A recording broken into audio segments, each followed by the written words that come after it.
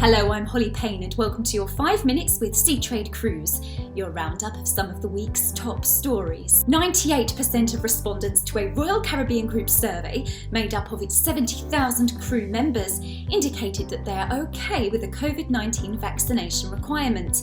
Michael Bailey, President and CEO of Royal Caribbean International, said the cruise line is encouraged by the results, with crew unanimous in their desire to continue working for the company.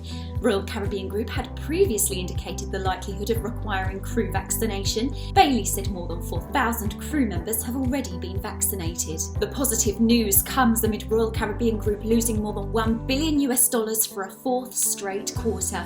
The adjusted net loss was $1.1 billion, or $5.02 per share, narrower than Wall Street's expectation of a loss of $5.20 per share.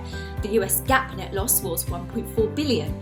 Nonetheless, Chairman and CEO Richard Fain credited the resourcefulness and agility of his team's response in spite of the painful and profound impact of COVID. Booking activity for the second half of 2021 is aligned with the company's anticipated resumption of cruising, although pricing for these bookings is higher than in 2019. Since Royal Caribbean's last business update in late October, approximately 75% of bookings made for 2021 are new. Since the suspension of operations, approximately 53% of travellers booked on cancelled sailings have requested cash refunds. Royal Caribbean reaffirmed the expectation that its cash burn will average in a range of approximately $250 million to $290 million per month during a prolonged suspension of operations. Last year, the company raised approximately $9.3 billion of new capital through a combination of bond issuances, public stock offerings, and other loan facilities. 2021's expected capital expenditures are $2.1 billion, driven mainly by new build projects which have committed financing. The company announced in January that it had sold the Azamara brand and its 3 ships. Fain reported seeing a higher proportion of first-time cruises than expected on the company's ships now sailing. Staying with Royal Caribbean, it turns out the group's second ship to resume sailing may be outside the US. Quantum of the Seas has been sailing Singapore since December, with experiences from Quantum and TUI cruises in the Med and Canary Islands helping to inform plans. Michael Bailey said that there's a lot of opportunity starting to open up globally.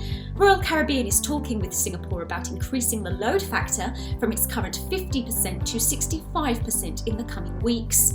In early January, the company found a disproportionate increase in people over 65 booking cruises, likely reflecting confidence increasing among those who've been vaccinated, according to Bailey. Royal Caribbean sailings are, however, suspended until May and on China-based Spectrum of the Seas through February.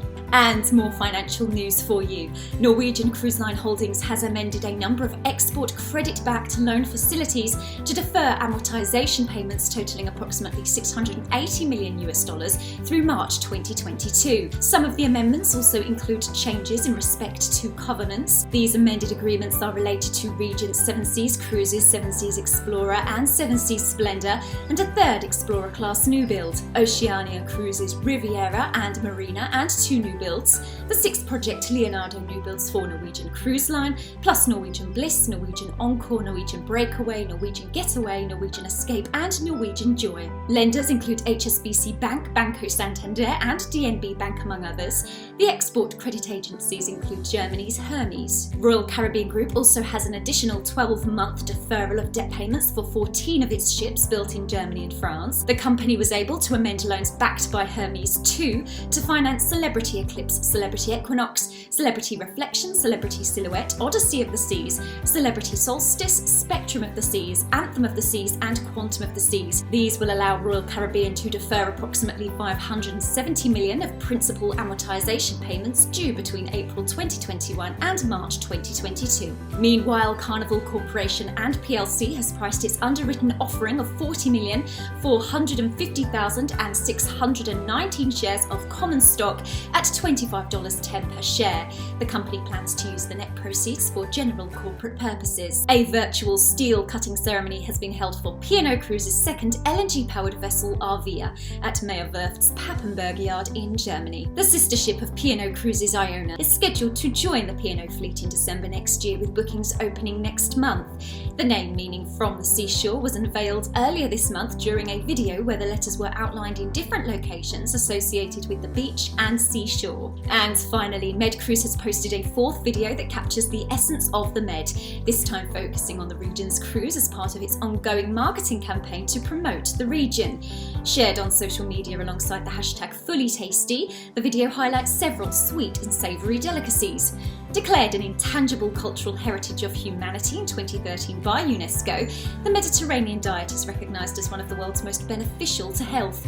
The latest video follows the release of 3 other MedCruise videos, each with a different theme. That's all for now. Visit seatrade-cruise.com to find out the latest cruise news or keep up with us on social media. Thank you for watching.